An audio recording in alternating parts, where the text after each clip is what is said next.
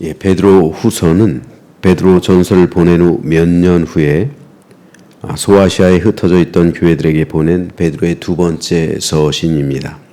베드로는 로마에서 주 64년에서 68년까지 순교할 때까지 머물렀는데 베드로 전서가 이 가운데 초창기에 쓰였다면 베드로 후서는 순교하기 전인 말기에 쓰였습니다.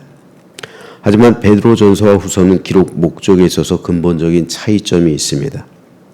먼저 베드로 전서는 로마 정부의 정치적 박해로 인해 고난에 처해 있던 성도들에게 고난을 극복하고 거룩한 삶을 살도록 기록했습니다. 그래서 베드로 전서를 격려의 서신이라 부릅니다. 하지만 베드로 후서는 교회 내에 침투한 거짓 교사들의 문제에 초점을 두고 그들로 인한 도덕적이고 교리적인 부패를 경계하기 위해 기록했습니다. 그래서 베드로 후서를 경계의 서신이라 부릅니다. 즉 베드로 전서가 외부로부터 오는 박해에 대한 인내의 강조점을 두었다면 베드로 후서는 교회 내부에 있던 거짓 교사들로부터 교회를 보호하고 성도의 믿음을 지키기 위해 기록했습니다. 바울도 그의 서신들을 통해서 거짓 교사의 문제를 신랄하게 비판하며 그들에게서 떠날 것을 강조했습니다. 하지만 그럼에도 거짓 교사들은 들불처럼 일어나게 되었고 이 문제로 인해 교회는 한 세기 동안 한 세기가 아니죠. 여러 세기죠. 그 이후로 여러 세기 동안 홍역을 겪어야만 했습니다. 이때는 초창기예요. 베드로는 이 문제가 심각하다는 것을 인지했습니다. 그래서 서신을 써서 교회와 성도들의 믿음을 바르고 온전하게 지켜낼 것을 촉구했습니다. 거짓 교사들이 점차 교회와 성도들에게 가하는 해악이 심히 커져가고 있었기 때문입니다. 이들은 먼저 구원은 우리 영혼이 받는 것이지 육체가 받는 것이 아니라고 이원론적으로 주장을 했습니다. 그래서 육신을 위한 쾌락에 탐닉하고 세속적인 욕망을 추구하며 살아갔습니다. 그러니까 이 영지주의자들은 두 가지 극단으로 발달한 거. 하나는 육체 쾌락을 극단적으로 추구하는 그 쾌락주의적인 그런 부류가 있었고 또 하나는 소수긴 한데 극단적인 금욕을 또한 추구하는 그런 부류가 있었어요. 그러니까 영은 선하고 육신은 악하다. 그러니까 육신을 학대하고 그러니까 이 육신은 어쨌든 학대하는 거예요. 영을 살리기 위해서.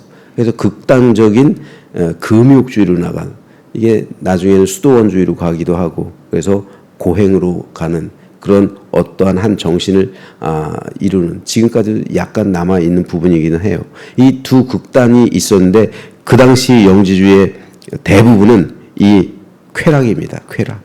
그래서 영혼이 구원받는 것이지 육체가 구원받는 것 아니다. 그러니까 육체는 마음껏 쾌락에 탐닉하게 하고 세속적인 욕망을 추구하며 살아갔습니다.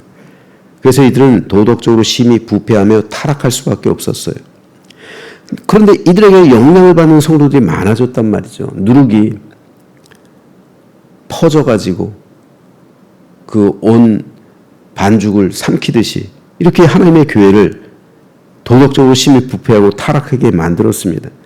그래서 성도들이 거룩한 삶을 버리고 그들의 음란과 타락에 동참해서 세속적인 믿음으로 구원에 이르지 못하는 그런 삶을 살아가게 되었습니다. 또 거짓 교사들의 큰 문제는 이들은 예수님의 재림이 없다고 가르쳤어요. 교회에서 그리스도의 재림을 부인하는 것, 그리스도의 가르침을 부인하는 거죠. 사탄의 도구로 사용되는 겁니다. 그리스도인이 마땅히 지켜야 할 종말론적인 삶을 파괴하는 거죠. 베드로 전서를 통해서 제시했던 교훈의 핵심은 고난 중에 인내함으로 선을 행하며 거룩한 삶을 사는 가운데 하늘 영광을 소망하라는 것이었죠. 즉 종말론적 삶을 살아갈 것을 베드로는 강조했는데 만일 예수님의 재림이 없다면 베드로의 고면 틀린 거죠. 바울의 고백과 같이 예수님의 재림이 없다면 우리가 가르치는 이 복음은 헛된 것이죠. 우린 너희들에게 거짓말하는 것이죠. 기독교 신앙 무너질 수밖에 없는 겁니다. 예수님께서 다시 오지 않는데 어떻게 구원이 완성되겠으며 성도가 어떻게 하늘 영광을 소망하겠습니까? 천국이 없는데 우리가 믿는 믿음은 헛된 거죠. 그런데 이 문제는 기독교 교리 자체를 흔들어버리는 근본적인 문제입니다. 아주 심각했던 문제예요. 그래서 베드로는 죽음을 직감하고서 마지막으로 죽기 전에 서신을 써서 바르고 온전한 믿음의 교훈을 남기려 했던 겁니다. 따라서 베드로 후서는 오늘까지 교회 가운데서 일어나고 있는 이런 거짓 교사들에 대한 신랄한 비판이요, 그들에게 빠져서 영원한 멸망으로 갈 위기에 있는 성도를 향한 경계의 말씀이 지금까지도 되고 있습니다. 이러한 베드로후서는 세 부분으로 나눌 수가 있습니다. 도입부인 1장 1절에서 11절은 지식과 성품에서의 성도의 신앙 성장을, 본론부인 1장 12절에서 3장 13절은 거짓 교사들에 대한 경계 및 확고한 재림 신앙을 권면하고요. 종결부인 3장 14절에서 18절은 종합적인 권면 및 송영으로 끝마치고 있습니다. 토요일과 주일이 1장과 2장이었고 오늘 3장인데요. 종결부입니다. 크게 세 문단으로 나눌 수가 있습니다.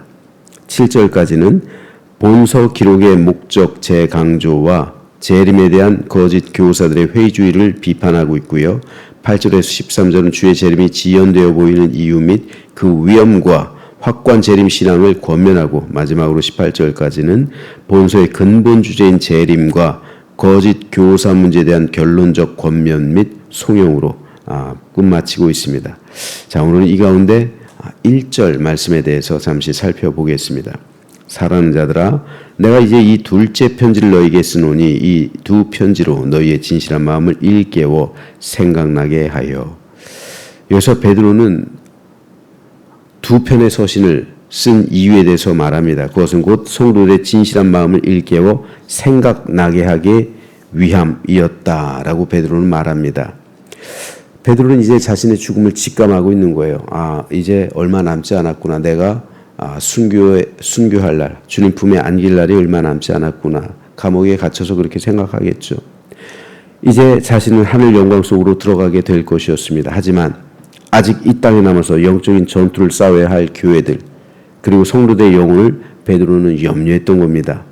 그래서 성도 모두 진실한 마음을 일깨워 생각나게 함으로 구원에 이르게 하기 위해, 다시 말해서 구원받지 못할 사람들이 많이 있다는 사실을 베드로는 두려워했던 거예요. 아니, 하나님을 믿지 않는 사람들이 구원받지 못하는 것, 이걸 베드로가 염려한 게 아닙니다. 문제는 교회 내에서 구원받지 못해서 신앙생활하다가 하나님 나라에 이르지 못할 사람들이 너무나도 많다는 사실을 직감하고서 베드로는 이에 대한 두려움으로 이 베드로 후서를 기록한 거예요. 그래서 다시 진실한 마음을 새롭게 하고 깨끗하게 하기 위해서 이 서신을 썼는데, 여기서 진실한 마음이란 헬라어 원어로 깨끗한 마음과 깨끗한 생각을 의미합니다. 따라서 진실한 마음을 일깨운다라는 말은 이전에 깨끗했던 마음과 생각이 이 깨끗했던 마음과 생각이 아주 혼탁하고 더러워졌기 때문에 다시 깨끗하게 하기 위해서, 다시 깨끗하게 하기 위해서 이 서신을 썼다는 거예요. 세상의 풍조와 이단의 유혹을 받아서 소아시아 교회 성도들의 그 이 깨끗하고 순결했던 믿음이 오염되고 더럽혀졌다는 거예요. 이에 따라 세속화된 믿음, 구원에 합당하지 않게 된 이 믿음을 베드로는 깨끗하고 순결한 믿음으로 회복할 것을 촉구했던 겁니다. 이것은 그러므로 오늘 우리에게도 여전히 중요합니다. 우리도 신앙생활을 오래도록 하다 보면 믿음이 형식화되기 쉽습니다. 순결했던 믿음, 이 믿음이 묵은 땀처럼 굳어질 수가 있어요. 이에 따라 우리 영은 죄에 대해 무감각해지고요, 기도하지 않고 잠들어 있는데도 아무렇지도 않을 수 있어요. 무감각해질 수 있단 말이에요. 마치 뭐에 마취된 사람은 무감각하죠. 술에 취한 사람은 몽롱하죠. 이렇게 세속에 취하고 또한 여러 가지 도덕적으로 내 양심이 화인맞고 그렇게 되면 묵은 땅처럼 우리 신앙도 화석화될 수가 있는 거예요. 죄를 지어도 무감각해고 교회 안에 있는 죄의 모습을 보면서도 아무렇지도 않아요. 우리의 마음이 예레미야가 묵은 땅을 기경하라고 그랬는데 이렇게 묵은 땅처럼 우리 마음이 그냥 감각이 없을 수 있어요. 믿음이 형식화, 습관화, 그리고 무감각화. 이에 따라 하나님의 뜻을 알지도 못하고요. 주님의 마음 깨닫지 못하고 성령의 음성 듣지 못해서 올바른 길로 인도함 받지 못할 수 있습니다. 여러분, 남녀가 사랑해서 결혼하죠. 근데 다 아시잖아요. 결혼보다 더 중요한 것은 그 사랑 끝까지 유지해내는 것. 이게 더 어려운 거예요. 결혼하는 것보다 끝까지 서로 신뢰하고 서로를 배신하지 않고 끝까지 그 사랑을 유지하는 것. 이게 더 어려운 겁니다. 마찬가지예요. 우리가 거듭났을 때 받았던 깨끗하고 순결한 믿음. 이거보다 더 중요한 게 뭡니까? 그 믿음을 끝까지 유지하는 거예요. 내가 구원받았을 때 그 구원의 감격, 은혜 받았을 때 그 눈물 콧물 흘리면서 하나님께 부르짖으며 그 뜨거웠던 그 마음, 이 마음을 내가 끝까지 유지할 수가 있느냐? 이 그리스도와의 사랑, 그 사랑을 내가 끝까지 이 순결하고 거룩하고 지고한 이 사랑을 끝까지 내가 죽는 그 순간까지 유지해낼 수가 있느냐? 이게 더 중요한 문제예요. 여러분, 사단은 오늘도 성도들 유혹합니다. 계속 성도들의 마음을 세속화시키는 거예요. 계속 무감각하게 만들어요. 정신을 혼미하게 만듭니다. 몽롱하게 만들어요. 세상 것으로, 그리고 세속적인 것으로 자꾸만 양심을 더럽히고요. 그 믿음을 오염되게 만들고요. 세속화되게 만들어서 그리스도에게서 떠나가게 해요. 무감각하게 합니다. 기도하기를 싫어하게 만들고요. 자꾸 기도의 자리를 이탈하게 만들고요. 그리고 성도들로 하여금 자꾸 하나님 나라에서 멀어지게 해요. 마치 개구리가 점점 뜨거워지는 그 물에 익어 죽는 것처럼 우리 그리스도인도 그럴 때가 너무나도 적지 않습니다. 그러므로 오늘 우리는 그 마음을 다시 일깨워야 되는 거예요.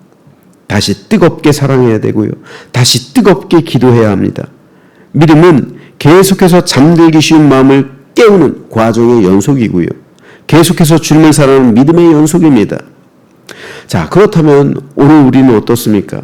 우리 마음은 예수님과의 첫사랑을 아직도 간직하고 있습니까? 그 뜨거웠던 마음.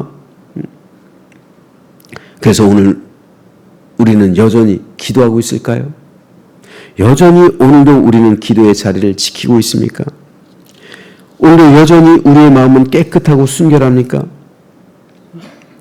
저는 저와 여러분 모두 우리 심령, 우리 마음, 우리 생각이 깨끗하고 우리 믿음의 순결을 우리가 죽는 그 순간까지 끝까지 유지하게 되기를 소망합니다. 이 믿음 끝까지, 이 순결한 믿음 끝까지 유지해야 되죠. 안타까운 소식들이 많잖아요. 저도 마찬가지고 모든 성도들 다 마찬가지입니다. 큰 교회 목사님들 그 순결하고 깨끗했던 그 마음, 그 열정적이고 아름답고 그 주님을 향한 그 깨끗하고 순결했던 그 마음 은퇴할 때쯤, 그리고 원로가 돼서 얼마나 안 좋은 모습으로 비칠 때가 많습니까? 이게 성도들에게 아픔이잖아요. 마찬가지예요. 성도들도 마찬가지입니다. 그런 모습 우리가 끝까지 순결하고 깨끗하게 유지해야죠. 그러려면 이 베드로의 권면이요, 오늘 우리에게 너무나도 중요한 거예요. 끝까지, 그러니까 너의 진실한 마음을 일깨워 생각나게 하라. 매일 일깨워서 생각나게 하라는, 매일 우리의 순결한 믿음 일깨우란 말이죠. 묵은 땅을 기경하라는 겁니다. 그래야 우리의 순결한 믿음을 끝까지 유지하는 것이고, 그게 바로 좁은 길이에요. 그럴 때 우리가 구원에 이르게 되는 겁니다. 그리고 우리 구원을 완성하고 영화에 이르는 거예요. 오늘 우리 마음이 깨끗해진다면, 오늘 우리 기도가 깨어난다면, 오늘 우리가 다시 뜨겁게 사랑한다면, 그날에 우리는 부끄러움이 아니라 기쁨으로 우리 주님을 맞이하게 될 줄로 믿습니다. 그래서 우리 모두 신랑 되신 주님께서 맞이해 주시고 어린 양의 혼인잔치에 참여함으로 주님과 함께 영생을 누리는 참된 축복을 누리는 구원받은 믿음의 백성들 되기를 주님의 이름으로 축원합니다.